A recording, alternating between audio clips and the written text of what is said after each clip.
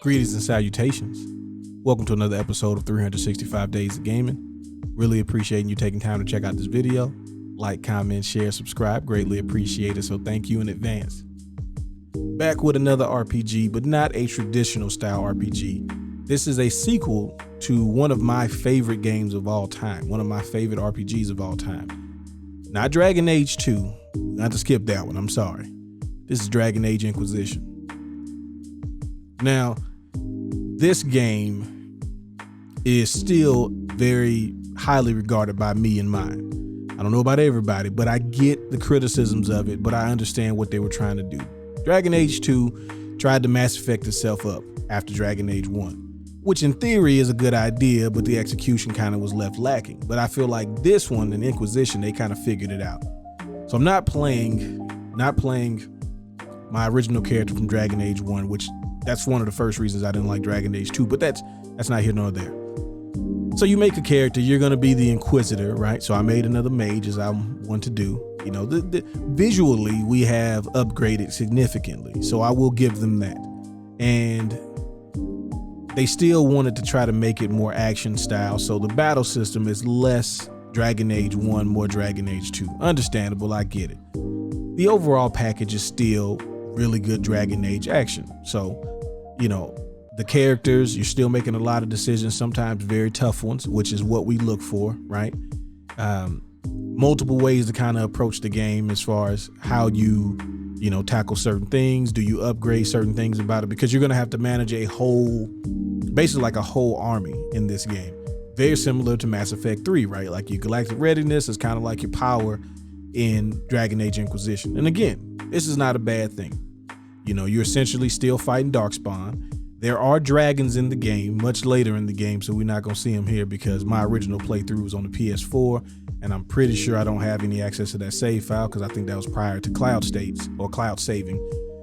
So either way, just wanted to show you, some basics of the game. You know, they tried to tie in, the Dragon Age series as a whole by including Varric, who was a main character in Dragon Age 2 and probably one of the more likable characters, right? So you know what they were doing. You got Liliana in here, which is from Dragon Age 1. So again, trying to tie everything together and also, introduce a lot of new stuff to it. The equipment system is still good in the sense of when you change equipment, it reflects in your characters. And overall, like I said, this is a very good game. I really enjoyed this game. Was very happy with everything I got from it. It even has a multiplayer mode, which is not bad. It's not great, but it's like, it's something that can get you entertainment. And also you can play it with your friends, kind of like the Mass Effect multiplayer mode. Like I said, a lot of Mass Effect influence in this game, for better or for worse, but it is what it is. You play the Inquisitor, and essentially, a giant rift has opened up in the sky, and you seem to have the ability to close these rifts. You got to start with the smaller ones and get to the larger ones, and eventually, save the day. In the meantime, you have to do missions in order to gather more forces, get people on your side. Like I said, improve essentially your army's ability or your team's ability to fight back against what's going on here. You're also trying to sway everybody to come together. That's the whole purpose of this, is to get all of the forces of good to put aside their petty squabbles and, fight together. But in order to do that, you got to earn trust, which means you got to be kind of a gopher for people and things like that. Standard RPG things, but it's not bad. You can do the tactical view where you set up moves and things like that, which I always thought was a great way to kind of combine the thing. Yes, this is a game where its base battle system is more action oriented, but that doesn't mean that we need to stop what makes Dragon Age great combat wise, at least in my opinion, which is kind of planning your attack and not just running and gunning like I would do in Mass Effect. Because Mass Effect, I'm just giving out biotics to everybody. Biotics and guns, you take it, I shoot you, you die.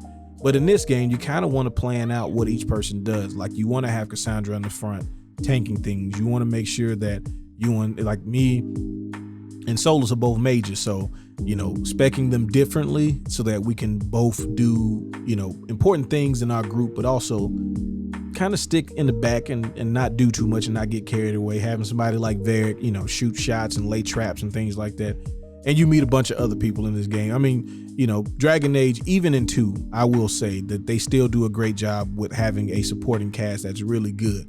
And so Dragon Age Inquisition, you know, is keeping that tradition going. I'm hoping with the next Dragon Age entry that we get more depth like this one, at least if we can't get the same depth that 1 has, because 1 is still top of the list just from the amount of what you can do and the amount of content they added in that game.